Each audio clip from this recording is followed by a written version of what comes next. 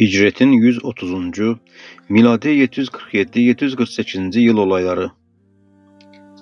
Ebu Müslim'in Merve girmesi ve kendisine beyat edilmesi. Bu yılın Rebül-Ahir ayında Ebu Müslim Merve girdi. Bunun sebebi İbnül Kermani ile işbirliği yapmasıydı. İbnül Kermani ve yanındaki diğer Arap kabileleri Ebu Müslim ile savaşmak için Nasr ile anlaşma yapmışlardı. Bu Ebu Müslim'in çok ağırına gitti ve onlarla savaşmak için adamlarını topladı. Süleyman bin Kesir İbnül Kermani'nin karşısındaydı. Süleyman ona, "Dün babanı öldürüp asan Nasr ile anlaşmaya nasıl gönül razı oluyor? Halbuki ben senin Nasr ile aynı mecliste namaz kılmaya dahi razı olmayacağını zannederdim." Bu sözler onun aklını başına getirdi. İttifak kararından vazgeçti. Böylece Arap kabileleri arasında yapılmış olan anlaşma bozulmuş oldu. Sulh bozulunca Nasr Mudarlarla birlikte Ebu Müslim'in yanına gelmek istedi. İbnül Kermani'nin Yemen ve Mudar kabilelerinden teşekkül eden adamları da aynı istekte bulundular. Bunun için günlerce haberci gönderdiler. Ebu Müslim aralarında tercih yapabilmesi için her iki grubun elçilerinin gelmesini emretti. Fakat önceden yanındaki Şiilerle anlaşarak Rabia ve Yemen kabilelerini tercih etmelerini söyledi ve Mudar kabilesi şeytanla beraberdiler. Mervan'ın adamları ve Yahya bin Zeyd'in katilleri dediler dedi. İki elçi heyeti de geldi. Ebu Müslim yerine oturdu. Onları da karşısına oturttu. Yanına Şiilerden 70 kişi çağırdı ve bu iki grup arasında tercih yapmalarını söyledi. Şiilerden Süleyman bin Kesir kalktı ve konuştu. Ağzı laf yapan bir hatipti. İbnül Kermani'yi ve adamlarını tercih etti. Sonra Nakib Ebu Mansur Talha bin Ruzeyk ayağa kalktı. O da Kermani'nin adamlarını tercih etti. Arkasından Mürsit bin Şakik söz aldı ve Mudar kabilesi Resulullah sallallahu aleyhi ve sellemin katilleri, Umeyye oğullarının yardımcıları ve Mervan'ın memurlarıdırlar. Kanlarımız boyunlarında, mallarımız ellerindedir. Nasr bin Seyyar da Mervan'ın emirlerini yerine getiren bir memur, onun lehinde propaganda yapan, ona Emirul Muminin diyen biridir. Biz Nasr'ın doğru yolda olduğunu kabul etmekten Allah'a sığınırız. Bu yüzden Ali bin el-Kermani'yi tercih ediyoruz dedi. Şiilerin 70'i birden Mürsit bin Şakik'in söyledikleri doğrudur dediler. Nasr'ın elçilerinin üzerine keder ve perişanlık çöktü. İbnül Kermani'nin heyeti ise başarı kazanmış olarak döndü. Ebu Müslim Ali'nden Mahuvan'a döndü ve Şiilere orada evler yapmalarını emretti. Allah onları Arapların kendilerine karşı iltifat etmelerinden kurtarmıştı. Ali el-Kermani Ebu Müslim'e haber göndererek Merve bir taraftan ben gireyim, sen de adamlarınla birlikte başka bir taraftan gir dedi.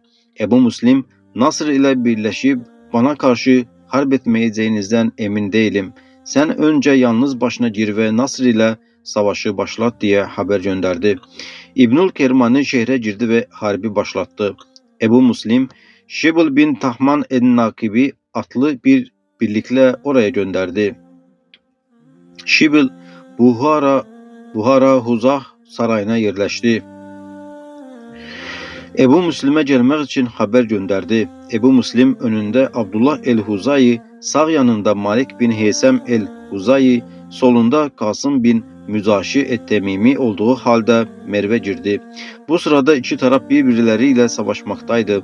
Ebu Müslim şu ayeti okudu. Şehre ahalisinin haberi olmadan girdi. Bu esnada iki adam birbirleriyle dövüşüyordu. Biri kendi tarafından, diğeri düşmanlarındandı. Kasas suresi 15. ayet.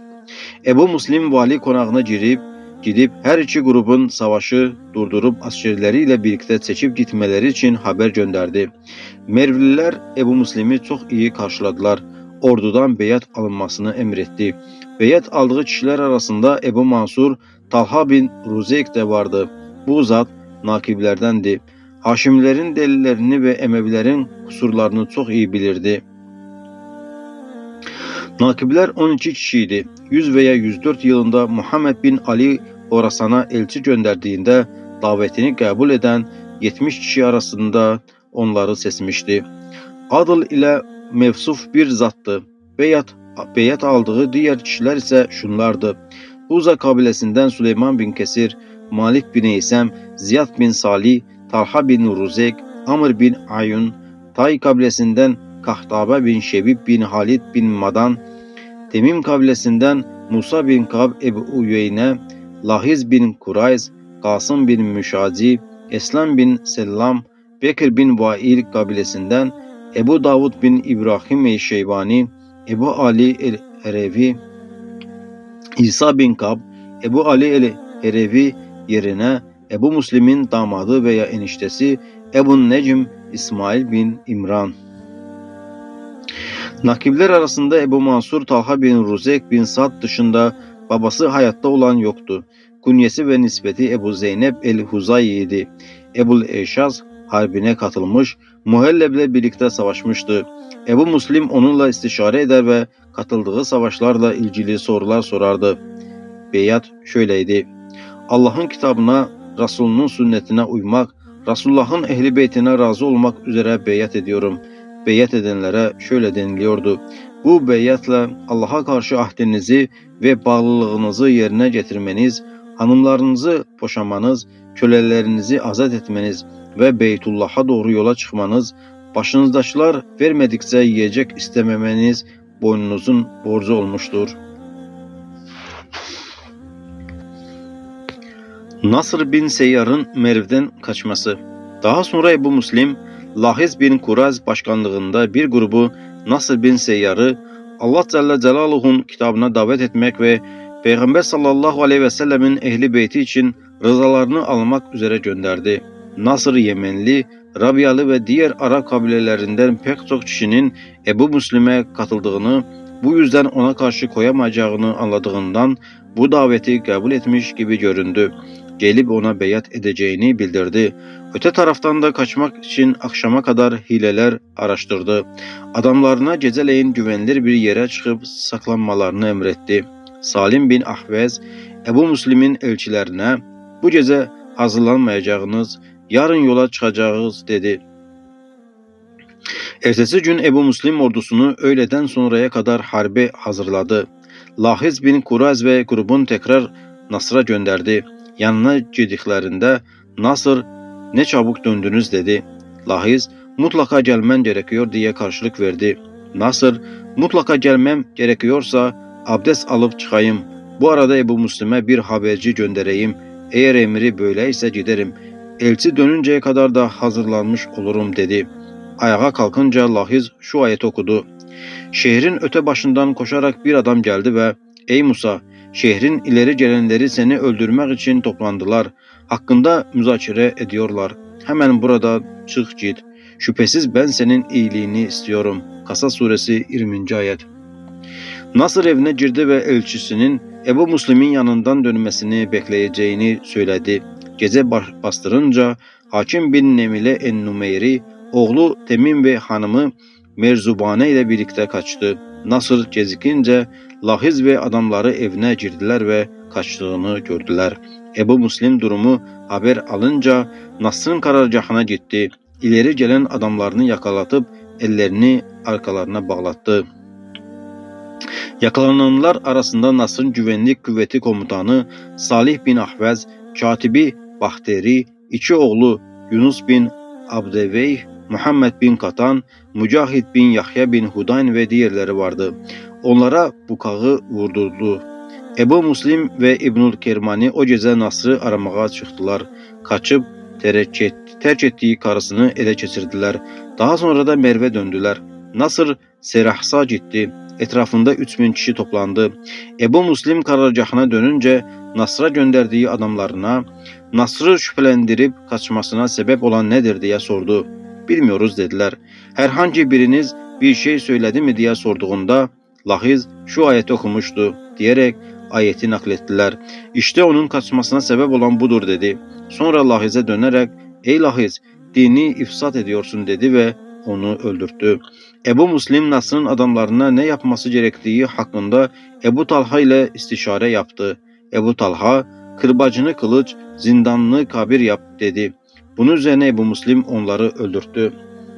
Nasr'a gelince Seras'ta bir gün kalıp Tus'a geçti. Orada 15 gün kaldı. Sonra Nisabur'a gitti.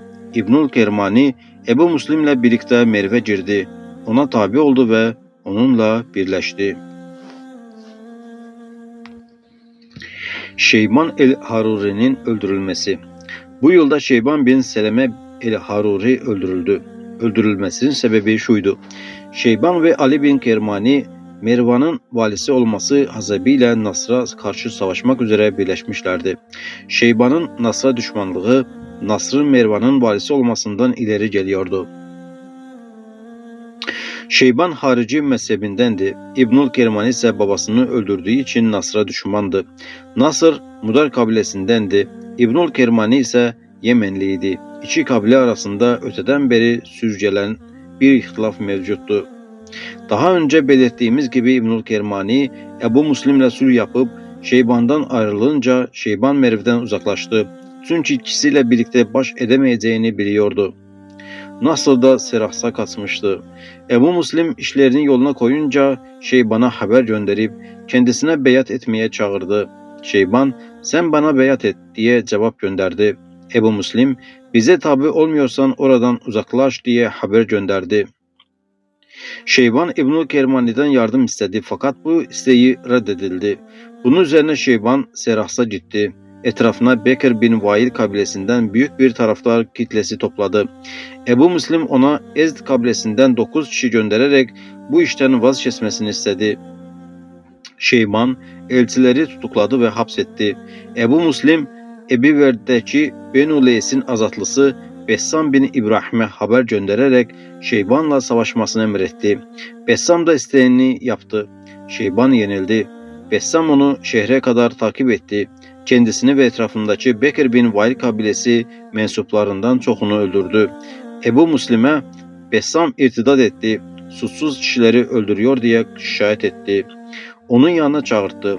Askerlerinin başına başka bir kumandan geçirdi. Şeyban öldürülünce Bekir bin Vail kabilesinden bir adam Ebu Muslim'in elçilerinden birine rastlamış ve onu öldürtmüştü. Başka bir rivayete göre Ebu Muslim Şeyban'ın üzerine başlarında Huzeyme bin Hazim ve Bessam bin İbrahim bulunan kendi askerlerini göndermişti. Kermani'nin iki oğlunun öldürülmesi. Bu yılda Ebu Muslim, Kermani'nin Ali ve Osman isimli iki oğlunu öldürdü. Bunun sebebi şuydu. Ebu Muslim, Musa bin Kab'ı Ebi Verd'e gönderdi. Musa şehri fethetti ve durumu mektupla Ebu Muslim'e bildirdi. Belhe de Ebu Davud'u göndermişti. Orada Ziyad bin Abdurrahman el-Kuşeyri vardı. Ebu Davud'un geldiğini haber alınca Belh, Tirmiz ve Kuveri Taharistan'ın diğer şehirlerinin halkıyla birlikte Cüzzan'a gitti. Ebu Davud kendilerine yaklaşınca yönlerini Tirmiz'e doğru çevirip uzaklaştılar. Ebu Davud Belh'e girdi. Daha sonra Ebu Muslim onu yanına çağırdı ve yerine Yahya bin Nuaym Ebul Mila'yı Belh'e gönderdi. Yahya Belh'e gelince eski vali Ziyad bin Abdurrahman kendisine ittifak teklifinde bulundu. Yahya teklifi kabul etti. Bunun üzerine başta Ziyad olmak üzere Müslim bin Abdurrahman bin Müslim el-Bahili, İsa bin Zura es-Süleymi, Tirmiz ve Belh halkı geri döndüler. Belh'e bir fersah mesafede konakladılar.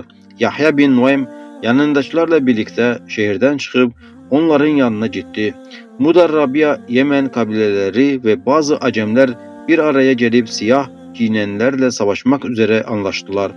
Üç gruptan hiçbirisine de mensup olmayan Muhtal bin Hayyan en-Nabdi'yi başlarına kesirdiler. Ebu Muslim Ebu Davud'a Belh'e geri dönmesini emretti. Serzinan Nehri kıyısında karşılaştılar. Ziyad ve adamları Ebu Davud'un arkasından saldırmasına engel olmak için Ebu Said el-Kureyş'i görevlendirip emrine silahlı bir grup verdiler. Ebu Davud'un sancakları siyahtı. Savaş esnasında Ebu Said adamlarına Ziyad'ın ordusunu arkadan kuşatmalarını emretti. Arkadan yaklaştılar. Ziyad ve yanındakiler Ebu Said'in adamlarının ellerinde siyah sancakları görünce bunu Ebu Davud'un bir tuzağı zannettiler ve paniğe kapılıp dağıldılar. Ebu Davud onları takip etti. Ziyad'ın bütün adamları Serzinan nehrine düştüler. Geri kalanları da öldürüldü. Ebu Davud onların mal varlıklarına el koydu. Ziyad, Yahya ve yanındakiler Tirmiz'e çeştiler. Birlikte işler yoluna girdi. Ebu Muslim Ebu Davud'u tekrar yanına çağırdı. Belha, Nadir bin Subeyh el-Muri'yi gönderdi. Ebu Davud Ebu Muslim'in yanına gelince Kermani'nin iki oğlu Ali ve Osman'ın aralarını açma planı hazırladılar. Ebu Muslim Osman'ı Belha amil olarak gönderdi. Oraya varınca Furafisa bin Zuhair el-Absi'yi onun yerine Belha tayin etti. Mudarlar başlarında Müslim bin Abdurrahman el-Bahili olduğu halde Tirmiz'den geldiler. Osman'ın adamlarıyla karşılaştılar. Aralarında çetin bir savaş oldu. Osman'ın adamları yenildi ve Müslim Belhi ele geçirdi.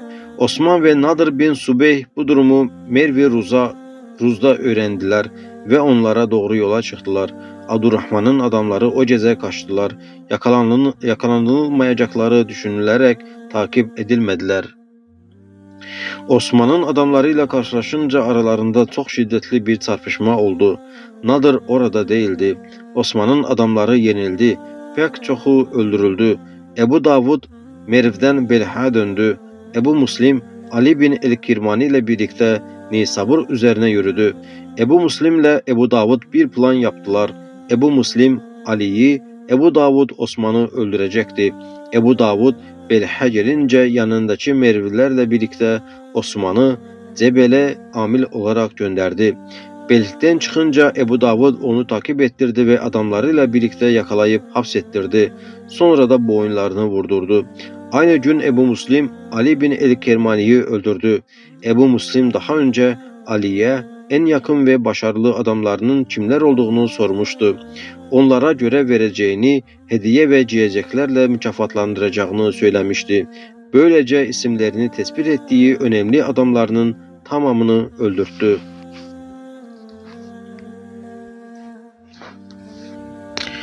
Kahtabe'nin İmam İbrahim'in yanından gelmesi. Bu yılda Kahtabe bin Şebib, İmam İbrahim'in yanından onun kendisine verdiği sancakla birlikte Ebu Muslim'in yanına geldi. Ebu Muslim ona ordunun merkez kısmının kumandanlığını verdiği gibi ayrıca azil ve tayin yetkisi de verdi. Orduya bir emirname yazarak ona itaat etmelerini emretti. Kahtabe'nin Nesabur'a gitmesi. Şeyban el-Harici ve Kermani'nin iki oğlu öldürülüp Nasr bin Seyyar da Merv'den kaçınca Ebu Muslim Horasan'a hakim oldu ve şehirlerine amiller tayin etti. Siba bin Numan el-Ezdi'yi Semergand'a, Ebu Davud Halid bin İbrahim'i Taharistan'a, Muhammed bin Eşas'ı Tabeseyn'e tayin etti. Malik bin Eysem'i güvenlik teşkilatının başına geçirdi. Kahtabe'yi ise bazı kumandanlarla birlikte Tus'a gönderdi. Bu kumandanlar arasında Ebu Avn, Malik bin Yezid, Halid bin Bermek, Osman bin Nehik, Hazim bin Huzeyme ve diğerleri vardı. Kahtabe Tus'takilerle çarpıştı ve yenildi. İzdihamdan ölenler savaşta ölenlerden çoktu. Ölülerin sayısı 10.000'i kesti. Ebu Muslim Kasım bin Müşazi Mahacce yoluyla Nisabur'a gönderdi. Kahtabe'ye mektup yazıp Temim bin Nasr bin Seyyar ile Nabi bin Süveyd ve Horasanlılardan bu ikisine sığınanlarla savaşmasını emretti. Şeyban bin Seleme el-Harici'nin adamları Nasr'a katılmışlardı. Ebu Muslim Ali bin Makil'i 10.000 kişinin başına geçirerek Temim bin Nasr'ın üzerine gönderdi ve Kahtabe ile birleşmesini emretti. Kahtabe Temim bin Nasr'ın karargahının bulunduğu Suzekan üzerine gitti. Askerlerini harbe hazırladı ve savaş düzenine soktu. Onları Allah Celle Celaluhu'nun kitabına, Resulullah sallallahu aleyhi ve sellemin sünnetine uymağa ve onun ailesine razı olmağa çağırdı. Kabul etmediler. Aralarında çok şiddetli bir savaş cereyan etti. Temin bin Nasır çarpışmada hayatını kaybetti. Adamlarından büyük bir kısmı da öldürüldü ve malları yağmalandı. Yanındakilerin sayısı 30 bindi. Nabi bin Süveyd kaçtı ve şehre sığındı. Kahtabe şehri kuşattı. Suları delip şehre girdiler. Nabi ve yanındakileri öldürdüler. Oğlunun ölüm haberi Nasr'a Nesabur'da ulaştı. Kahtabe onun askerlerinden aldığı esirleri Halid bin Bermik'e göndererek kendisi Nesabur üzerine yürüdü. Bunu haber alan Nasr bin Seyyar yanındakilerle birlikte Kumis'e kaçtı. Adamları onu terk ettiler. O da Cüzdan'daki Nübate bin Hanzalı'nın yanına gitti. Kahtabe ordusuyla Nesabur'a geldi. Ramazan ve Şevval aylarını orada geçirdi. Nübate bin Hanzala'nın öldürülmesi. Bu yılda Yezid bin Hubeyre'nin Cürzan valisi Nübate bin Hanzala öldürüldü. Yezid bin Hubeyre onu Nasr'ın yanına göndermişti. Önce Faris'e ve İspahan'a gitti. Sonra oradan Rey'e ve Cürcan'a geçti. Daha önce belirttiğimiz gibi Nasr Kümis'teydi. Ona Kümis bizim için güvenli değil denildi. Bunun üzerine Nübate'nin yanına gitti. Orada hendekler kazdılar. Kahtabe Zilkade ayında Cürcan'a geldi. Orada etrafındakilere "Ey Horasanlılar, kimin üzerine saldırıyorsunuz ve kiminle savaşacaksınız bilmiyor musunuz? Allah'ın evini yıkan bir kavmin geride kalanlarıyla savaşacaksınız" dedi. Hasan bin Kahtabe öncü birliğine kumandan ediyordu. Bir grup adamını Nübate'nin silah deposuna saldırmaları için gönderdi. Oranın başında Züeyb isimli birisi bulunuyordu. Bunlar geceleyin Züeyb'i ve yanındaki 70 kişiyi öldürdüler ve Hasan'ın yanına döndüler. Kahtabe Nübate'nin ve Şamlıların karşısında ordusunu savaş düzenine soktu. Karşılarında eşi görülmemiş muazzam bir ordu vardı. Horasanlılar onları görünce korktular ve bu korkularını açığa çıkaran konuşmalar yaptılar. Durumu fark eden Kahtabe onlara şöyle bir hitabda bulundu. "Ey Horasanlılar, bu ülkeler sizin babalarınıza aitti. Adil ve güzel ahlakı olduklarından dolayı düşmanlarına galip gelirlerdi. Bu tavırları değişti ve Allah'ın gazabına uğradılar. Allah onların güçlerini ellerinden alıp yeryüzünün en zelil ve aşağı kavmini başlarına musallat etti. Beldeleri işgale uğradı. Onlar da bir müddet adaletle hükmettiler. Allah'a karşı görevlerini yerine getirdiler ve mazlumlara yardım ettiler. Sonra onlar da tavır değiştirip zulmetmeye, Ehl-i Beyt'in iyi ve takva sahibi fertlerini tehdit etmeye başladılar. Bunun üzerine Allah Celle Celaluhu onların üzerine sizi musallat etti. İntikamınızı alıp onları en ağır bir şekilde cezalandırmanıza fırsat verdi. İmam böyle bir toplulukla karşılaşıp galip geleceğimize dair müjde verdi. Hicretin 130 senesi Zilhicce ayında savaşa başladılar. Savaştan önce Kahtabe ordusuna "Bu ay bugün de galip geleceğinizi İmam bana haber verdi" dedi. Ordunun sağ kanadında oğlu Hasan vardı. Şiddetli bir savaş yaptılar. Nübate öldürüldü. Şamlılar yenildi. Onlardan 10.000 kişi öldürüldü. Nübate'nin başı Ebu Müslim'e gönderildi. Kudeyd'de Ebu Hamza el-Harici vakası. Bu yılda Safer ayının 7. günü Kudeyd'de Medine halkıyla Ebu Hamza arasında bazı olaylar meydana geldi.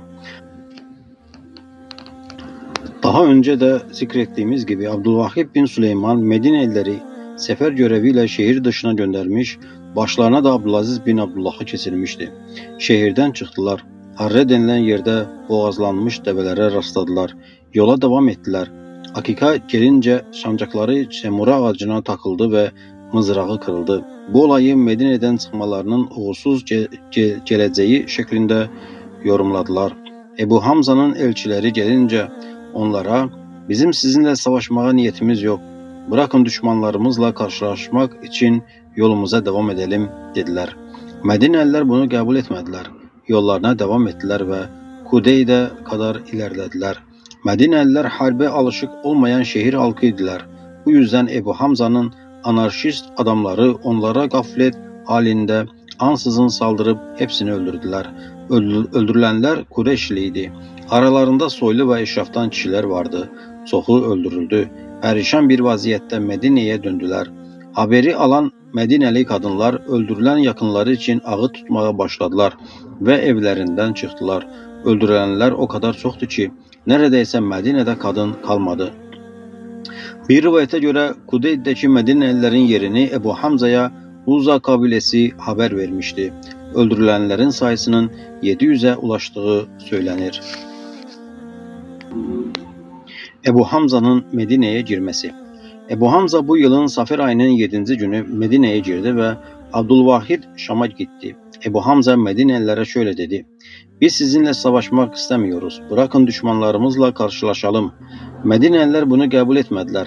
Bunun üzerine onlardan birçoğunu öldürdü, Medine'ye girdi, minbere çıktı ve şöyle hitap etti: "Ey Medineliler! Şaşının yani Hişam bin Abdülmelik'in zamanına yetiştim. Ürünleriniz afete uğramıştı da ona sizden haraç almaması için mektup yazmıştınız. O da bunu kabul etmişti. Zenginin zenginliği, fakirin fakirliği arttı. Ona Allah hayrını versin demiştiniz. Allah sizi de onu da hayırla mükafatlandırmadı. Ey Medineliler! Biliniz ki biz memleketimizden şımarıklık, böbürlenme, idareye hakim olma, intikam alma veya boş şeyler için çıkmadık. Hakkın ışıklarının söndürüldüğünü, hakkı söyleyenlere baskı yapıldığını, adil davrananların öldürüldüğünü gördük. Bu yüzden geniş yeryüzü bize dar gelmeye başladı. Allah'a itaata ve Kur'an'la hükmetmeye davet eden bir davetçi işittik. Çağrısını kabul ettik. Kim Allah'a çağıranların davetini kabul etmezse, yeryüzünde başına geleceklere engel olamaz. Ahşar suresi 32. ayet. Farklı kabilelere mensubuz. Sayıca az ve zayıfız. Allah bizi himaye etti ve yardımıyla destekledi. Lütfuyla bizi birbirimize kardeş yaptı. Sonra Hudev'de adamlarınıza rastladık. Onları Allah'a itaate ve Kur'an'ı uygulamaya davet ettik. Onlar da bizi şeytana ve Mervan oğullarına itaate davet ettiler. Yemin ederim ki doğru yolla sapıklığın arası ayrılmıştır. Sonra sendelemeye başladılar. Şeytan onlara üstün geldi. Kanlarını coşturdu. Vehim ve şüphelerinin doğru olduğuna inandırdı. Allah'ın dininin yardımcıları grup ve askeri birlikler halinde keskin ve parlak kılıçlarla geldiler. Bizim değirmenimiz döndü. Onların değirmeni ise her sapıklığın şüpheleneceği şekilde döndü.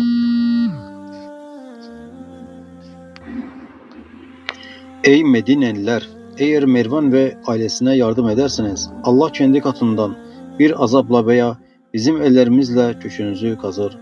Müminlerin kalbine de şifa verir. Tevbe suresi 14. Ey Medineliler! İlkleriniz en hayırlı ilklerdir. Sonlarınız ise en kötü sonlar oldular. Ey Medineliler! Bana söyleyiniz. Allah kitabında kuvvetli, zayıf, herkes için 8 hisse farz kılmadı mı? Hissesi olmayan 9. kişi geldi. Rabbine karşı büyüklenerek ve harp ederek hissesi olmayan şeyi aldı. Ey Medineliler! Duydum ki adamlarımı az, tecrübesiz ve çıplak ayaklı görüyormuşsunuz. Yazıklar olsun. Resulullah sallallahu aleyhi ve sellemin ashabı da genç, tecrübesiz ve çıplak ayaklı değiller miydi? Allah'a yemin ederim ki onlar gencliklerine rağmen olgun, gözlerini kötülüklerden çeviren, batıla gitmede ayakları ağır kişilerdir. Medinelilere karşı en güzel duygu ve davranışlar içindedirler. Sonra eğildi ve şöyle dediği işitildi: Kim zina ederse kafirdir. Kim hırsızlık yaparsa kafirdir. Bunların kafir olduğuna şüphe eden de kafirdir. Ebu Hamza Medine'de 3 ay kaldı. Ebu Hamza el-Harici'nin öldürülmesi. Sonra Ebu Hamza Medinelilere veda etti ve şöyle dedi: Ey Medineliler! Biz Mervan'la savaşmaya gidiyoruz. Eğer zafer kazanırsak kardeşlerinize adaletle muamele edeceğiz. Onları peygamberinizin sünnetine yönelteceğiz. Sizin temenni ettiğiniz şey başımıza gelirse, zulmedenler yakında hangi dönüş yerine döneceklerini bileceklerdir. Şuara suresi 227 ayetin söyledi. Sonra Şam'a doğru yürüdü. Bu esnada Mervan askerlerinden 4000 atlı sesi başlarına Hevazin kabilesinin sağ kolundan Abdülmelik bin Muhammed bin Atiye'yi kesirmiş, suratlı ve vakarlı bir şekilde yürümelerini haricilerle savaşmalarını galip geldikleri takdirde Yemen'e kadar ilerleyip Talibul Hak Abdullah bin Yahya ile savaşmalarını emretmişti. İbn Atiye yola çıktı ve Vadil Kura'da Ebu Hamza ile karşılaştı. Ebu Hamza adamlarına onları sınayıncaya kadar savaşa başlamayın dedi. Hariciler Kur'an ve onu uygulama konusunda görüşünüz nedir diye seslendiler. İbn Atiye çuvala koyarız diye cevap verdi. Yetim malı konusunda ne dersiniz diye sordular. Malını yeriz, anasıyla günah işleriz diye cevap verdiler. Bir takım sorular daha sorup cevaplarını aldıktan sonra savaşa başladılar. Akşam olunca ey İbn Atiye sana yazıklar olsun. Allah geceyi dinlenme ve sükunet vakti olarak nitelendirdi. Sen de harbi bırak dediler. O bunu kabul etmeyerek savaşa devam etti. Ebu Hamza yenildi. Adamlarından çoğu öldü ve Medine'ye döndüler. İbn Atiye peşlerinden takip etti ve onları da öldürdü. Sonra da bir ay süreyle Medine'de kaldı. Ebu Hamza ile beraber öldürülenler arasında Medineli Abdülaziz el-Kari, el-Medeni, en-Nahvi de vardı. Harici mezhebinden olduğunu gizlerdi. Ebu Hamza Medine'ye girince ona katılmıştı. Hariciler öldürülürken o da öldürüldü. Abdullah bin Yahya'nın öldürülmesi. İbn Atiye Medine'de bir ay kaldıktan sonra Velid bin Urve bin Muhammed bin Atiye'yi Medine'ye, Şamlı bir adamı da Mekke'ye vali tayin ederek Yemen üzerine yürüdü. Talibul Hak Abdullah bin Yahya onun Yemen'e geldiğini Sana'da öğrendi. Yanındakilerle beraber İbn Atiye ile karşılaşmak üzere yola çıktılar. Yapılan savaşta Abdullah bin Yahya öldürüldü. Kellesi Mervan'a yollandı. İbn Atiye sonra Sana'ya geçti. İbn Atiye'nin öldürülmesi. İbn Atiye Sana'da bir müddet kaldıktan sonra Mervan'dan acele gelip hac emirliği yapmasını emreden bir mektup aldı. 12 adamla Mervan'ın emrini yerine getirmek üzere yola çıktı.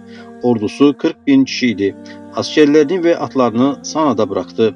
Cürf denilen yere geldiklerinde Cuhane el-Muradi'nin 2 oğlu büyük bir grupla yollarını kestiler. Eşkıya mısınız diye sordular. İbn Atiye, Mervan'ın hac emirliği görevine dair gönderdiği yazıyı çıkardı ve bu Emirul Mumininin görev emri, ben de İbn Atiye'yim dedi. Buna inanmadılar ve eşkıya olduklarında ısrar ettiler. İbn Atiye onlarla kıyasıya savaştı fakat öldürüldü. Kahtabe'nin Cürzan'daki katliamı. Bu yılda Kahtabe bin Şebib Cürzanlılardan 30.000 kişiyi öldürttü. Bunun sebebi şuydu. Nübate bin Hanzala'nın öldürülmesi üzerine Cürzanlıların kendisine karşı isyan edecekleri haberini almıştı. Onları bir araya topladı ve 30.000 kadar kişiyi öldürttü. Nasır Kümis'ten Huvarur Re'ye gitti ve o esnada Vasıt'ta bulunan İbn Hubeyre'ye Horasan'ın ileri gelenlerinden bir elçi grubu göndererek yardım istedi. İçinde bulunduğu zor durumu şöyle dile getirdi. Ben Horasanlılara yalan söylediğim için artık onlardan bana inanan hiç kimse kalmadı. İşime yaramayacak 100.000 kişi göndereceğine vakit kesmeden derhal 10.000 kişi gönder. İbn Hubeyre Nasr'ın elçisini hapsetti. Bunun üzerine Nasr Mervan'a elçi gönderdi ve Horasanlılardan bir grubu yardım istemek için İbn Hubeyre'ye gönderdim. Başıma gelenleri anlattım. Fakat o yardım göndermediği gibi elçimi de hapsetti. Ben şu anda evinden dış odaya, oradan salona, salondan avluya çıkarılan adam gibiyim. O adam yardım edecek birini bulursa evine döner ve orada kalır. Eğer evin dışına yani sokağa atılırsa evsiz baraksız kalır diye şikayette bulundu. Mervan İbn Hubeyre'ye bir mektup göndererek Nasr'a yardım etmesini emretti. Ayrıca durumu Nasr'a da bildirdi. Bunun üzerine İbn Hubeyre, İbn Gatif başkanlığında kalabalık bir ordu hazırlayarak Nasr'a gönderdi. Bu yılın çeşitli olayları. Bu yılda Velid bin Hişam Sayfe üzerine sefere çıktı. Ank'a indi ve orada Maraş kalesini yaptırdı. Bu yıl içinde Basra'da veba salgını çıktı. Muhammed bin Abdülmelik bin Mervan bu yılda hac emirliği yaptı. Mekke, Medine ve Taif valiliği görevini yürütüyordu. Irak'ta Yezid bin Ömer bin Hubeyre vardı. Küfe kadılığında Haccaz bin Asım el-Muharibi, Basra kadılığında Ubbad bin Mansur bulunuyordu. Horasan valiliğinin durumuysa yukarıda anlatıldığı gibiydi. Ebu Cafer bu yılda Muhammed bin Abdülmelik'in hac emirliği yaptığını, Mekke ve Medine valisi olduğunu belirtti. Daha önce ise Medine valiliğinde Urve bin Velid'in bulunduğunu kaydeder. 31 senesinin sonlarında Mekke, Medine ve Taif valiliğinin Urve'nin elinde olduğunu ve bu yıldaki hac emirliğini onun yaptığını söyler.